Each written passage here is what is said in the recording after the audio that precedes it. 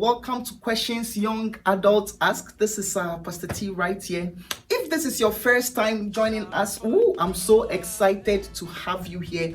Just look in the description if you are interested in increasing your productivity. I have free ebooks in the description there. And if you enjoyed this video, I want you to consider subscribing. Leave your comments. Let me know what you think. Today, I am here to talk about finances. I've received so many comments. Pastor T, you need to talk about how you manage your finances and all that. So I decided to make a couple of videos. I am doing this financial series, and in this video, I plan to talk about saving and budgeting. So when you have settled down, last week I was talking about how to increase your income. The next thing you want to do has to do with saving and budgeting.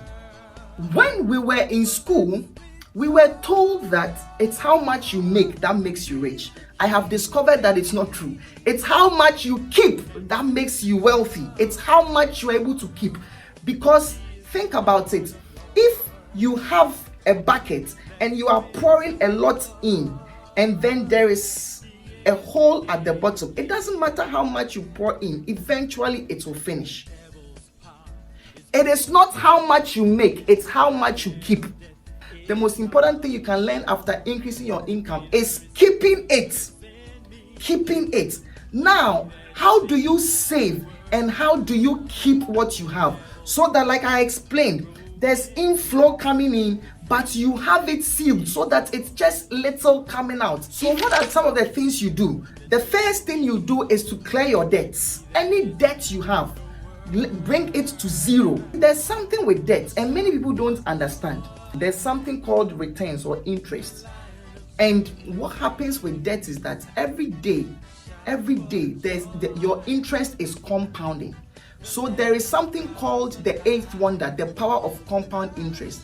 It works for you when you are in the positive, and when you are in the negative, it works against you. It works against you so much that it doesn't matter how much you make a day. When you have debts, it's taking it away. The first thing is clear your debts. Bible says that owe no man except love. And so do whatever you can do not to owe anybody. Yes, try to stay away from school loans as much as possible. How do you do that? Try to stay away from loans. Try to stay away from any kind of loan if you can. Because remember what I said, debt the other way, the interest works against you, like how compound interest works for you. Sure, you've probably heard about the power of compound interest. Great. So that's the first thing. If you are ever going to save your money after increasing your income, do whatever you can to clear your debt. Pay it. Don't. Okay, so you've gone to get a car. The car is 20,000. They said pay 200. After you pay 200 after a number of years, instead of paying 20, you'd have paid 30,000 for the car. Clear it now. Because that extra 10,000 can be used to do something. Clear it now. Yes. Don't believe that hype. Do whatever you can do. Snowball it and clear it as much as you can. If it said you're supposed to do it in 5 years, do it in 1. Do whatever you can to make sure that you don't have debt, because it will work. It will take every money you make, increases the hole. Debt increases the holes in the bucket. Credit cards, cancel it. Pay off every credit card debt and cancel it. I've been in America for 16 years. You do not need a credit card to survive here. I'm telling you, you don't. You don't need it. Irrespective of what anybody tells you, that you will get, you get a better deal. You don't need a loan. You don't. If you are following what I'm saying, you don't need it. I don't have a credit card. I don't need it anywhere. My debit card can buy everything I need. Debit card is money you have already. It can purchase everything you need. And if you need a loan, you will be able to get something. They will look at how much you make. Yeah. So clear all your debts. Don't go for credit card debt. Don't go for school loans. Although you can stay, there are many ways you can reduce. You can go to school without these loans. It's possible. You just have to tell yourself, I am not going for debt. You see that a way will open. School loans, how do you do that? I go to a state school. All of a sudden, it reduces it so much. When you get to school, work. I used to work 20 hours every week. Work on campus. That will also reduce your bill. Do internships. That will also increase your amount of money you make so that you can pay some off. There are many ways. And then sometimes you can even stay at home. You can stay at home because you went to a state school around. You can stay at home. So you end up with no loans. And the second one is that decide to pay. Automate paying yourself first. Yeah. Some people say 10%, it's fine. I like to say 40% if you can. Yeah, I do 40%. 40% of how much I make, I don't touch it. Whatever the case may be, it's saved somewhere. Yeah, I am forced to make more. Yes, but I heard that 10% is good. It's fine. I encourage for 40. But what I say is automate it. Don't let your money drop into your account before you put it into that place. No, automate it so that right from your company it goes into a bank account you don't touch. 10% of whatever is coming. 10% to God, 10% to yourself. Why do you want to give? You work so hard, and then when your 1,000 come, you pay your landlord, you pay Walmart, you pay the gas station, you pay your electricity. Everybody gets your money except you. Why? Everybody gets your money except you. Pay yourself also. So how do you pay yourself? Savings. When the money comes, take it straight in the automate it. That's what automate the payment of your money, of the money to yourself. Savings is called paying yourself first. Pay yourself, and then the rest you figure out what you will do. Pay God first, pay yourself second, and then pay the rest. Whatever happens, believe you me, the others will solve themselves as you go along. Why God? Wealth is not acquired, wealth is entrusted. And then you pay yourself. That's how God is going to entrust you. What you pay yourself, what you have is what God is going to multiply. What you give out to the landlord and Walmart, there's nothing that's going to happen with it. So have something God can use. Budget and live on about 50% of your money. That's the third thing. Sit with your wife. You and your wife. Okay. I personally have a difficulty with budgeting. My wife is good at it, very difficult with it. So I don't budget much, but because I've automated how much leaves, whatever is there, we survive with it. If it's 0, we'll survive. If it's 1, we'll survive. Whatever amount is in there, will survive. Yeah. But some people are good at saying this will go here, this will go here, this will go here, this will go here. If you are that meticulous and melancholic, it's fine. It's not a problem. But as long as you've taken your savings out, the rest is for the others anyway. It's not really for you, So whatever is in there, budget it. This goes this. Another good reason you need to budget is that there are many holes sometimes you may not know. I remember when we started budgeting, we realized that we really don't need Netflix and YouTube and Disney and all those. That's like they're all videos. Why do we need all this? Then we cut. Then all that money we put it into savings. Yes. It's so important to be able to understand this. Look, let me tell you why saving is important. Many people don't realize that, but I've made the money, but okay, and so why should I live poor when I have all the money? Listen. This one, I think I need to take my time to really show you this. That unless somebody is going to bless you with $1 million, the only way to be wealthy is with what you have. The only way to be wealthy is with your income. I'm about to blow your mind with this analogy. If you understand this analogy, you would understand why you should not eat what you have now.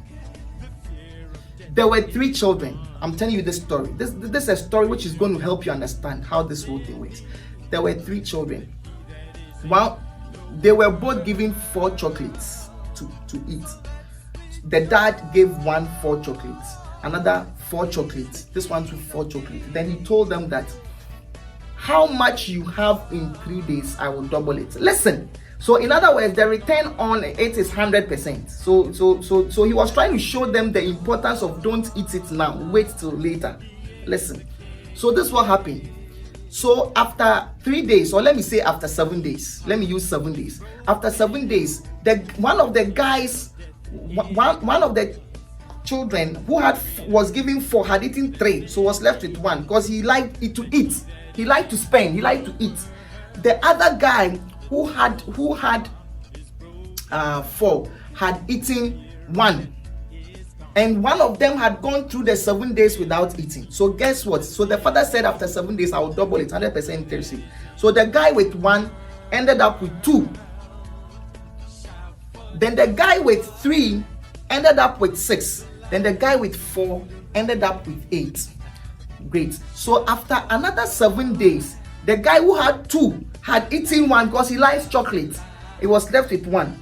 Then the guy who had 6 now had also eaten 3, right? He had also eaten 3, and so he was left with 3. Then the guy who had 8 had not touched any. So guess what? After 7 days, they doubled it. The guy who had 1 had 2. Now the guy who had 3 left had 6, and then the guy who had 8 now had 16. Watch it. Now I'm going to do a last one. So now 1, 6, 16. Then watch. Are you watching? Great. So far, this guy who has 1, how many has he eaten? He's eaten only 4. And he's left with 1, but he's eaten only 4. Now the guy here who has 6, how many has he eaten? This guy here has also eaten only 4, but he has 6. I think so, right? Because the first time he ate 1 and the second time he ate 3. This guy has eaten 4 and he has 1 left. This guy has eaten 4 and he has 6 left. And this guy hasn't eaten any, so he has 16. Then the third round, this guy did not eat. The one did not eat, so it became 2. Then this guy who had 3, who had 6 now, also decided to eat another 3. When he decided to eat another 3, it became 3 now. So it later became 6. Then the guy who had 16, listen, the guy who had 16 decided to eat 7. When he decided to eat 7, he's left with 9. And then with the 9, the father doubled it to 18. So at the end of week 3, this guy here had 18, this guy here had 6, and this guy here had 2. Now this guy here who has 18 has eaten more than all of them. But the secret is that he waited. The thing increased before he ate.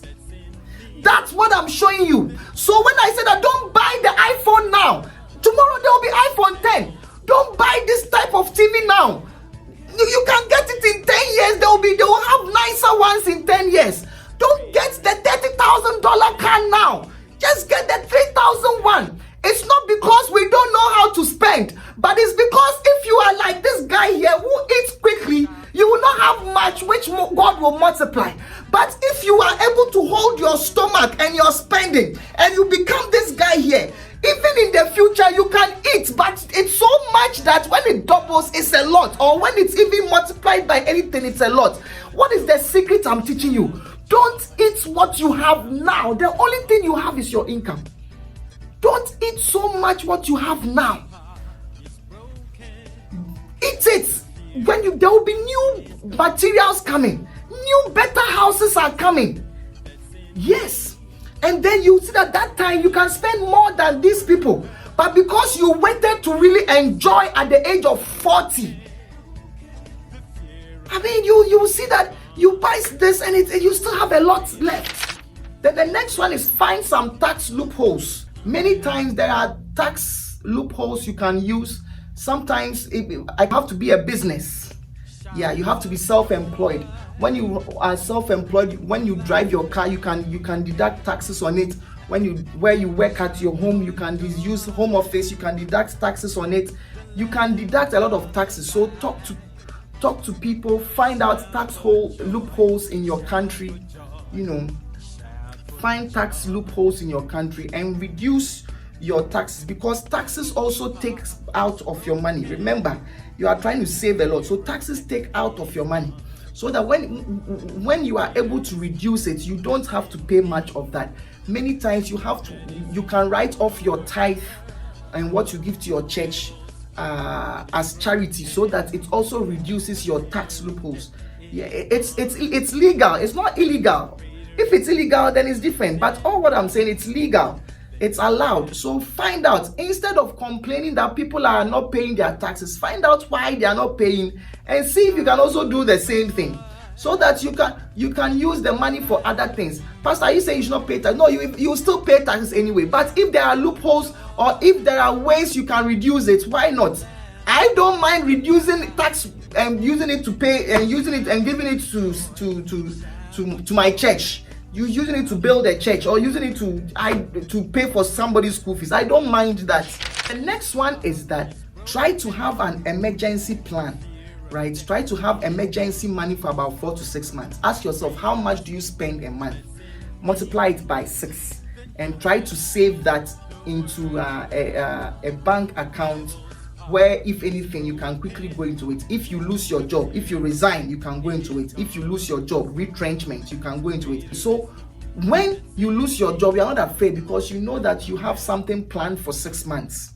If you enjoyed this video, just go ahead and share it, like it, so that others will see it.